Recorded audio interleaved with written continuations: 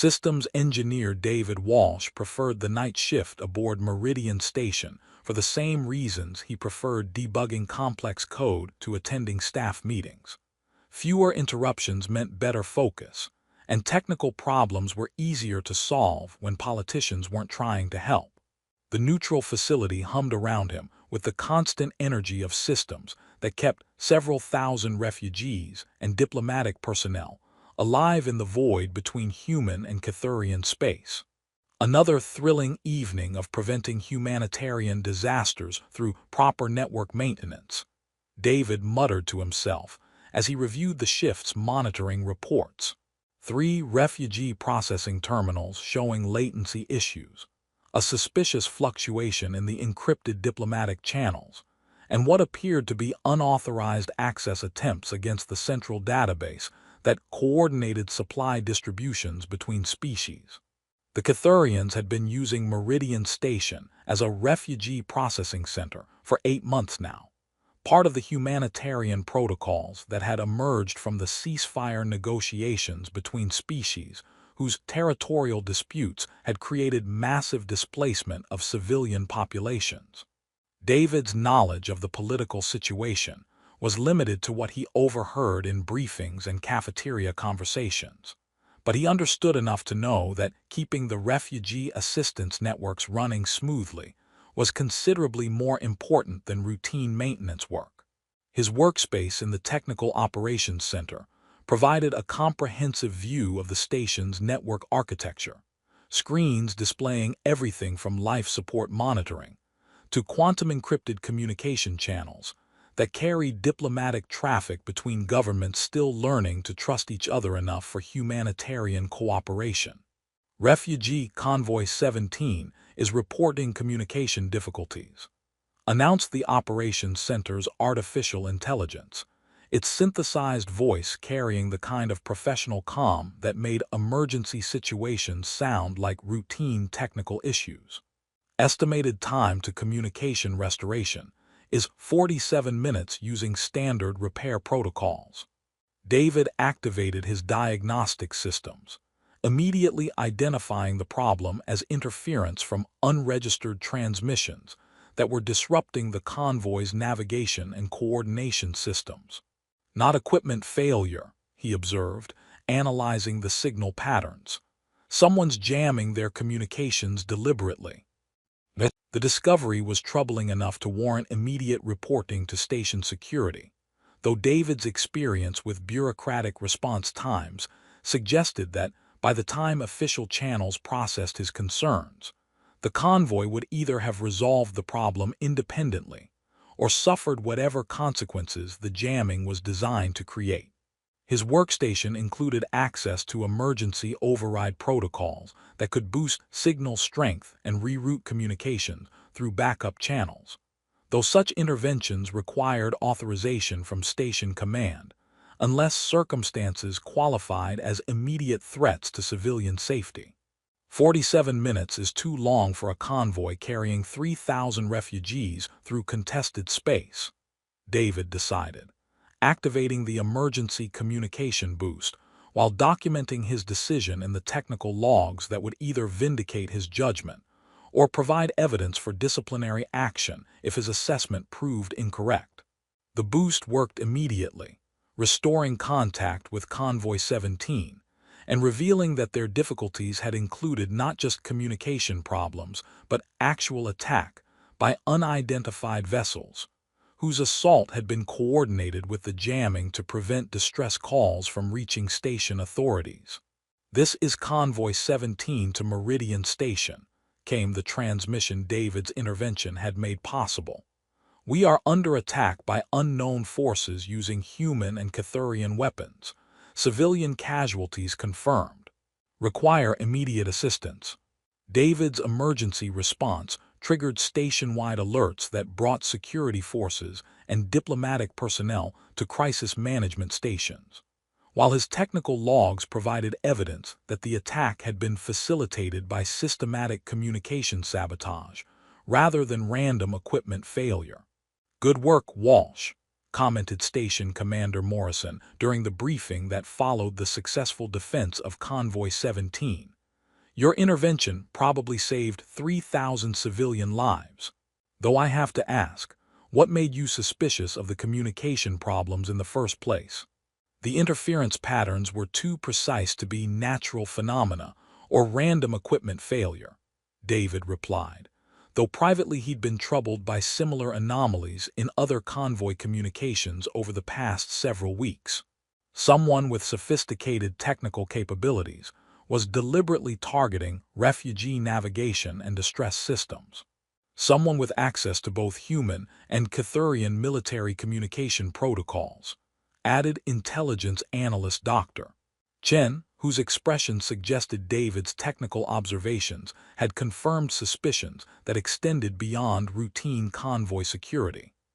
The kind of coordination that requires planning and resources that go well beyond random piracy or territorial harassment. The briefing concluded with increased security protocols for refugee convoys and expanded monitoring of communication systems for signs of systematic sabotage. While David returned to his routine maintenance work with the uncomfortable awareness that the humanitarian operations he supported were apparently being targeted by forces with sophisticated capabilities and unknown motivations. His shift continued through the night cycle, with routine monitoring of network performance and occasional communication boosts for convoys experiencing difficulties that were becoming disturbingly frequent. By 300 hours, David had documented 17 separate instances of communication interference affecting refugee operations, creating a pattern that suggested coordinated effort rather than coincidental technical problems. The Technical Operations Center included a small rest area where David could take brief breaks during the long night shifts, equipped with a basic cot and privacy screens that allowed essential rest, while maintaining proximity to the monitoring systems that required constant attention. It was during one of these rest periods that David's routine night shift evolved into something considerably more complex than network maintenance and refugee assistance coordination. He woke to find he was no longer alone in the operations center. A young Cathurian girl, perhaps 12 or 13 years old, was sitting calmly in his workstation chair with the kind of composed attention that suggested she had been waiting patiently for him to regain consciousness, rather than attempting to access his systems or wake him from necessary rest.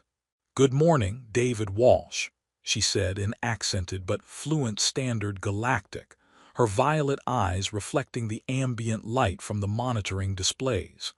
"My name is Lyra Zenvari, and I need your help with something that could prevent a war."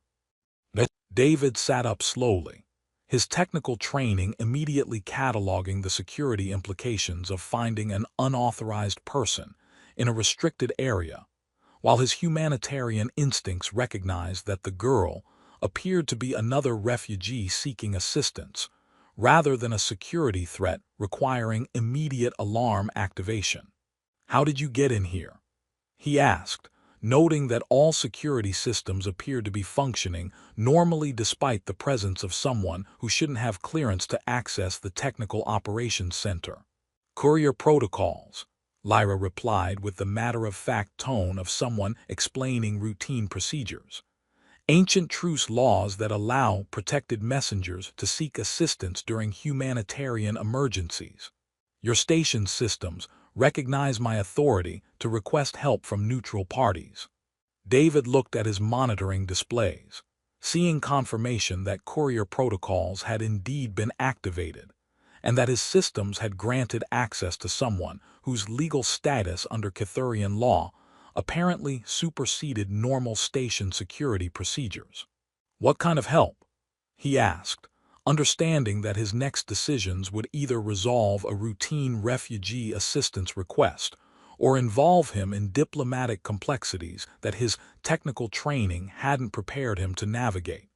Lyra reached into her travel pack and withdrew a sealed data core that pulsed with internal light patterns David recognized as quantum encryption markers. I need your technical expertise to decrypt information that could save thousands of lives, she said simply.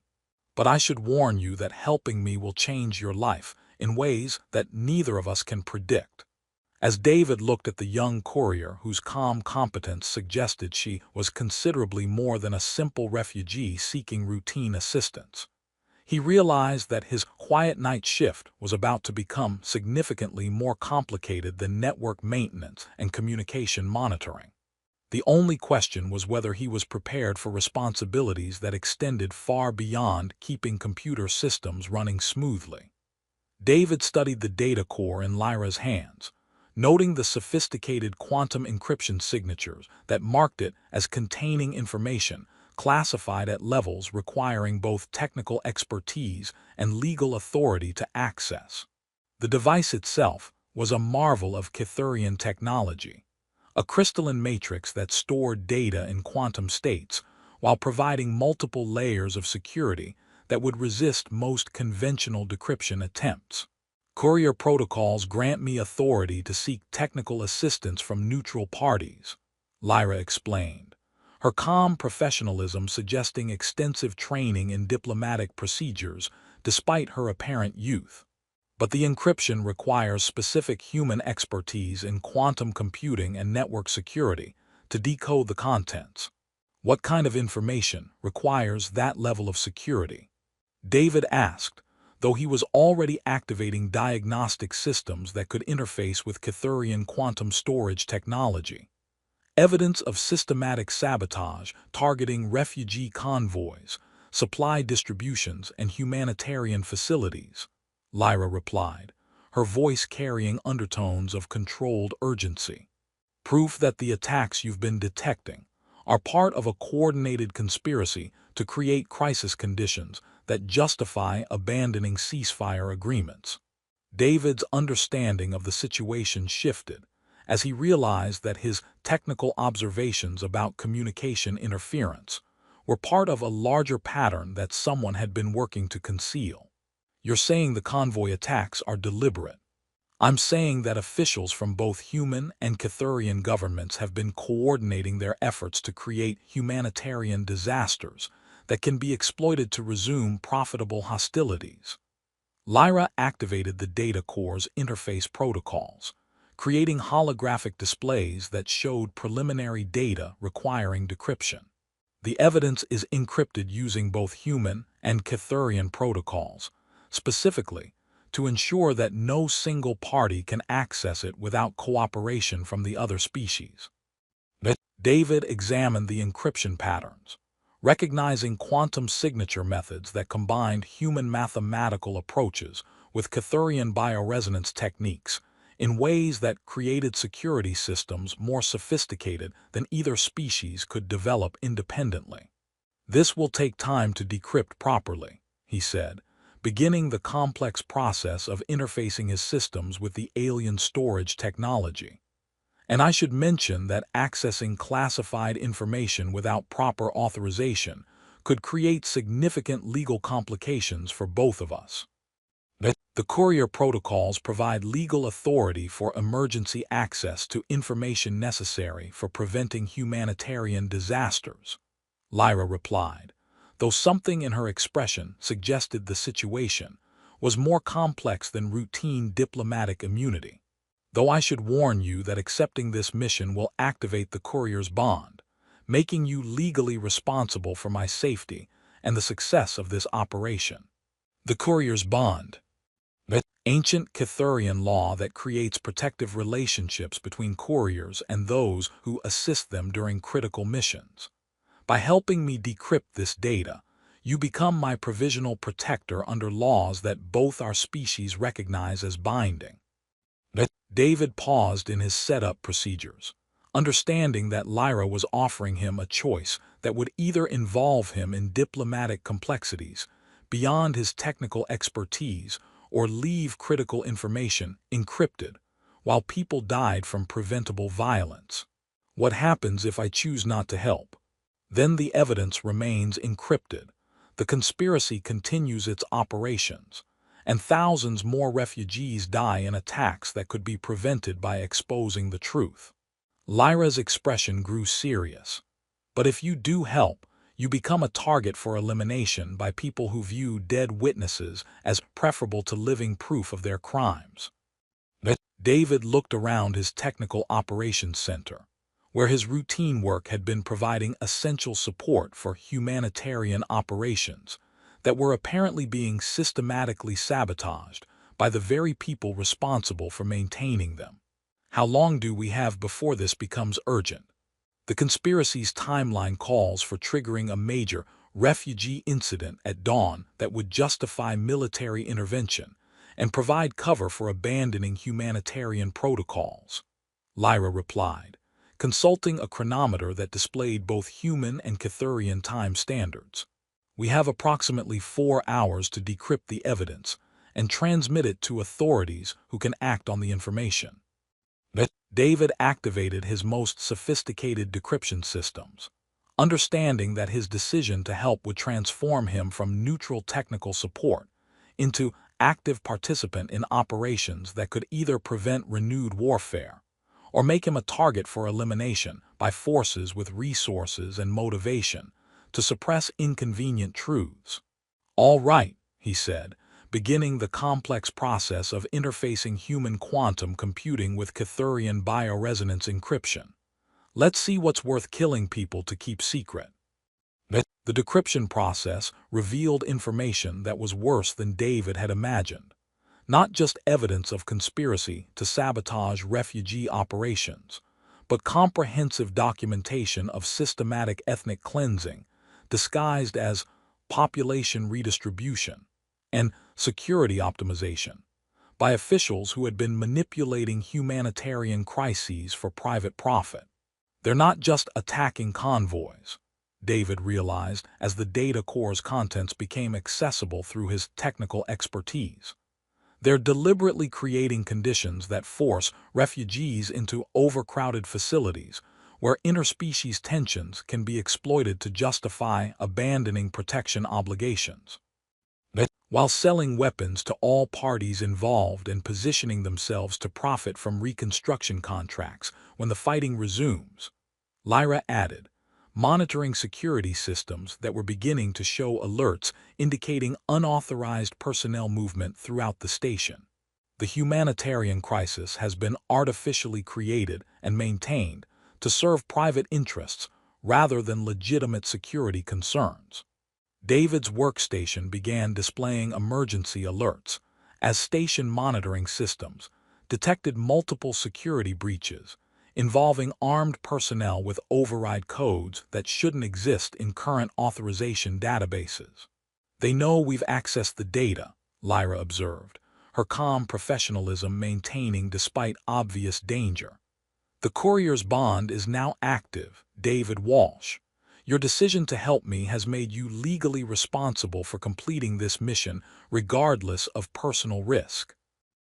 As armed figures began moving through Meridian Station's corridors with weapons and equipment that suggested they were prepared for elimination rather than arrest, David realized that his simple technical assistance had evolved into survival situation that would either expose systematic conspiracy or ensure that both he and Lyra died together while the evidence remained suppressed.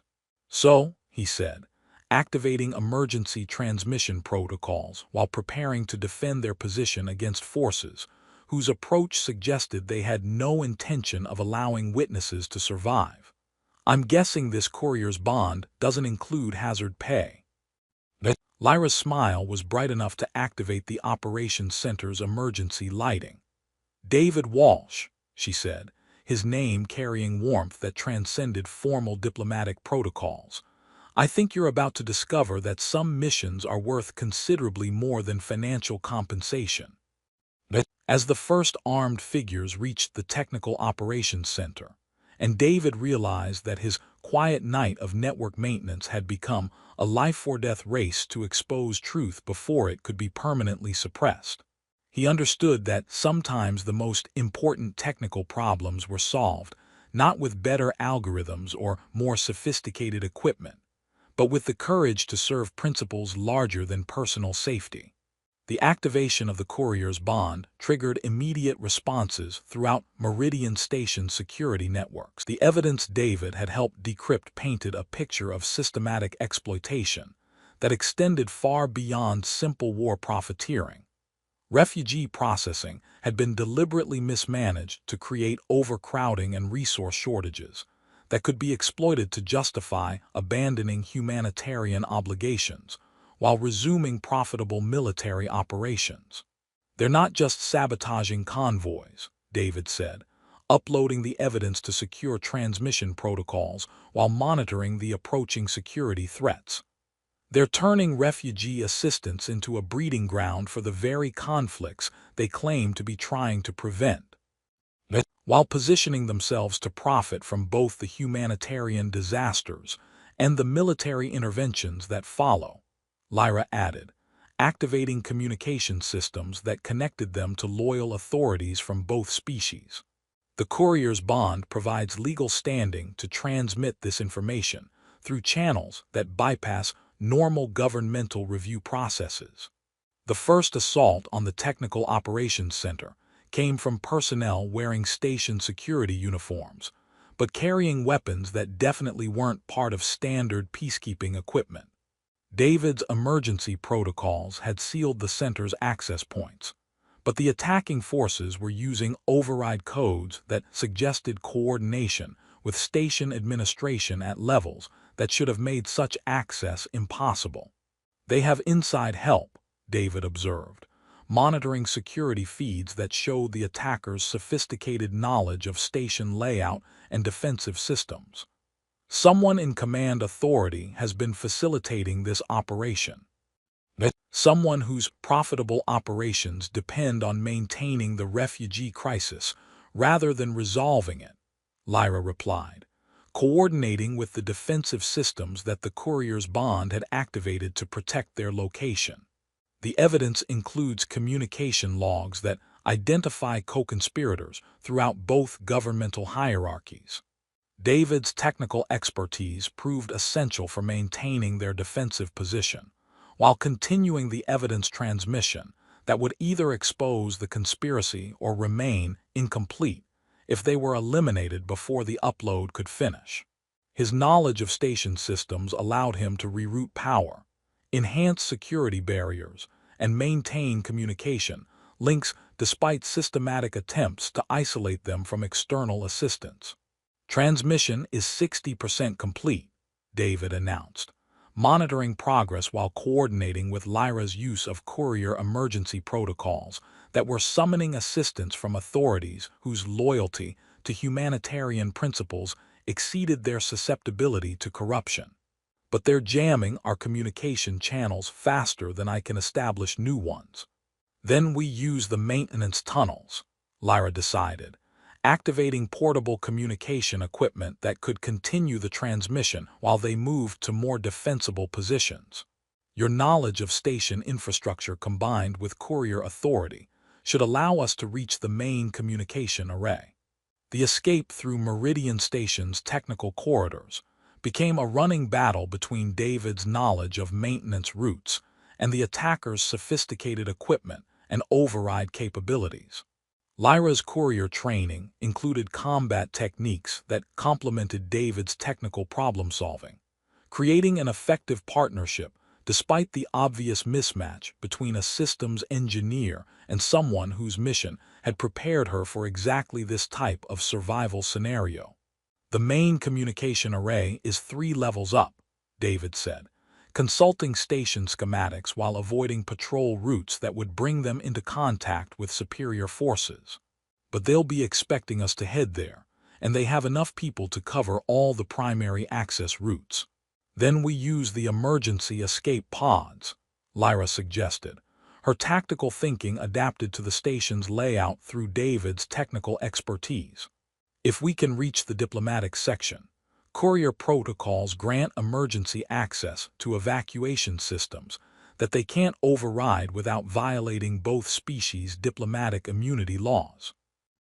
The plan required crossing through areas of the station where the attacking forces had concentrated their efforts, But David's maintenance access and Lyra's courier authority created combinations of legal standing and technical capability that the conspiracy hadn't anticipated when planning their elimination operation. Transmission is 85% complete, David reported as they reached the diplomatic section and activated emergency communication protocols that connected them directly to oversight authorities on both Human Prime and the Cathurian homeworld. But we need 10 more minutes to ensure complete data transfer to all recipient networks. The final assault came as they reached the communication array, with the conspiracy's forces making a desperate attempt to prevent the evidence transmission that would expose their systematic exploitation of humanitarian crises for private profit. But the courier's bond had activated protective protocols that made the communication center an internationally protected zone, where violence against diplomatic personnel would trigger automatic intervention by neutral peacekeeping forces. "This is Admiral Santos of the Human Oversight Command," came a transmission from forces responding to the evidence broadcasts. "We have confirmation of the conspiracy allegations and are moving to arrest personnel involved in the unauthorized assault on Meridian Station."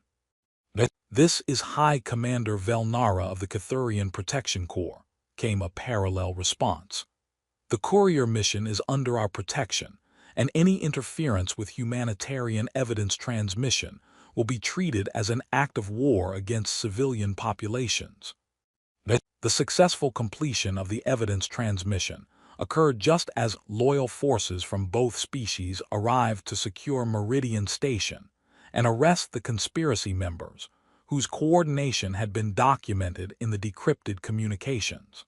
David and Lyra's survival of the elimination attempts provided living witnesses to supplement the comprehensive digital evidence that would reshape humanitarian policy for both civilizations.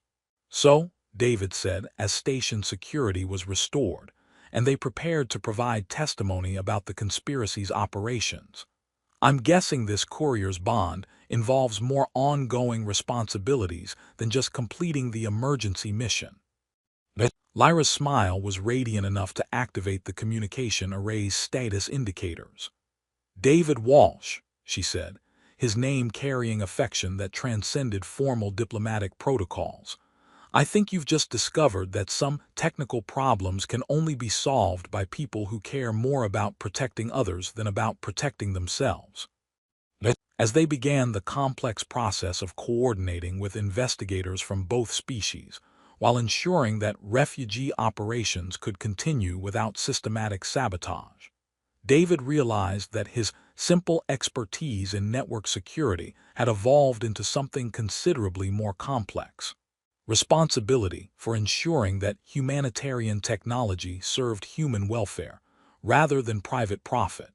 The work ahead would be challenging, but as David looked at Lyra, whose courage and intelligence had made their survival possible, he understood that sometimes the most important engineering problems weren't about building better systems, but about finding better people to operate them in service of principles that transcended political boundaries and species differences. The trials that followed revealed the full scope of the conspiracy that had been systematically exploiting refugee crises for private gain. Operations involving officials from both human and Cathurian governments, who had been coordinating attacks on humanitarian convoys, while manipulating supply distribution to create overcrowding and interspecies tensions that justified abandoning protection obligations in favor of more profitable military solutions. "The evidence that David and Lyra transmitted," announced Chief Prosecutor Martinez during the joint tribunal that had been established to address crimes against both species' civilian populations, "documents systematic ethnic cleansing disguised as population management, with refugee assistance programs being deliberately mismanaged to create justifications for resumed hostilities." David found himself serving as key witness in proceedings that transformed his technical observations about communication interference into crucial testimony about the coordination mechanisms that had made the conspiracy possible, while his role as Lyra's bonded protector under the courier's bond provided legal standing that ensured their evidence could not be suppressed through political maneuvering. The quantum encryption protocols that protected this information, David explained during his testimony, required cooperation between human and Cathurian technical expertise, specifically to ensure that no single party could access the evidence without agreeing to work together for humanitarian rather than political purposes. 6 months later, David found himself in an office that combined human technical efficiency with Cathurian aesthetic principles, serving as Director of Technical Security for the joint humanitarian operations that had emerged from the conspiracy's exposure and the successful prosecution of officials whose profitable operations had required maintaining rather than resolving refugee crises. The new oversight protocols are exceeding all projections, Lyra reported, her role as special coordinator for courier operations keeping her busy with programs that ensured information about humanitarian emergencies could be transmitted and acted upon regardless of political complications that might delay conventional diplomatic channels. The integration principles we established are being adopted by refugee assistance programs throughout this sector of space. Integration principles that started with you sitting calmly in my chair and asking for help decrypting evidence that certain people were willing to kill to suppress, David replied, still amazed by the trajectory that a simple request for technical assistance had created. Though I have to admit, serving as institutional guarantor of humanitarian technology is considerably more complex than routine network maintenance. More complex than you anticipated when you accepted night shift duty. Much more complex, but also more meaningful than I knew was possible. David looked out at the operations center where human and Cathurian technical specialists worked together on refugee assistance projects that served both species' humanitarian obligations. Besides, the company is exceptional. Lyra laughed, her bioluminescent markings shifting to patterns that David had learned to recognize as deep contentment mixed with affection for their shared work. Even when the company includes a former courier whose idea of relaxing conversation involves reviewing security protocols and data transmission procedures. Especially then, though I should probably mention that your tendency to activate ancient protective laws is keeping our legal staff constantly busy updating compliance procedures. That's what you get for bonding with someone whose courier training emphasized mission completion over personal safety, Lyra said, taking his hand with the easy affection that had grown from their shared survival and mutual commitment to serving humanitarian principles. Besides, protective bonds seem to work well for us. David looked around their shared office, where impossible partnerships between systems engineers and alien couriers were creating humanitarian innovations that served refugee protection rather than political convenience. You know, he said, squeezing her hand gently, when I woke up to find you sitting in my chair, the most complicated outcome I imagined was maybe having to explain to station security why I'd allowed unauthorized access to the Technical Operations Center. And instead I discovered that accepting responsibility for someone else's mission creates stronger motivation for success than any amount of technical training. That ancient protective laws can override modern political calculations when properly activated, and that the most important data encryption problems are solved not just with better algorithms, but with better people who care about what the information is used for. More complex than routine technical work, much more complex than anything they covered in systems engineering training, but exactly as complex as it needed to be. David brought her hand to his lips, noting how her markings shifted to configurations that spoke of joy and partnership. Some missions are worth accepting even when they change your life in ways you never anticipated. As they continued their work developing technical security protocols that served humanitarian assistance rather than political manipulation. David reflected on how dramatically his understanding of his purpose had evolved. He'd started as someone who maintained computer networks to keep operations running smoothly, and somehow become someone who proved that technical expertise could serve human welfare more effectively, when combined with personal commitment to protecting the people who depended on those systems. The work was more complex now, involving legal frameworks that spanned star systems and security protocols that had to account for political motivations that prioritized private profit over public welfare. But the fundamental mission remained the same: ensure that technology served the people who needed it most, and that information could flow freely enough to prevent systematic exploitation of vulnerable populations.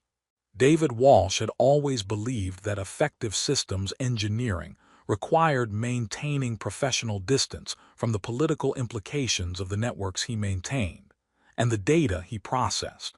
He just never imagined that the most important technical problem he'd ever solve would involve protecting someone whose courier mission revealed that professional distance could become professional negligence when the systems he maintained were being exploited to harm the very people they were supposed to serve.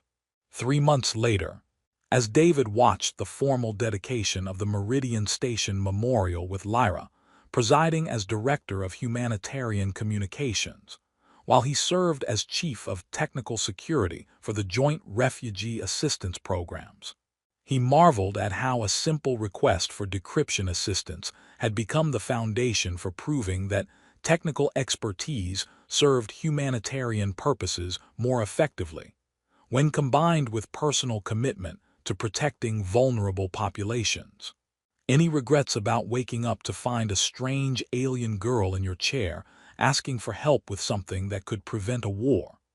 Lyra asked as they prepared for the ceremony that would commemorate the first anniversary of the conspiracy's exposure. Only that it took a courier mission and systematic conspiracy to teach me that the most important technical problems aren't about making systems run more efficiently, David replied, his smile bright enough to activate the memorial's communication displays. They're about ensuring that systems serve the people who need them most, regardless of whether such service is profitable for those who operate them.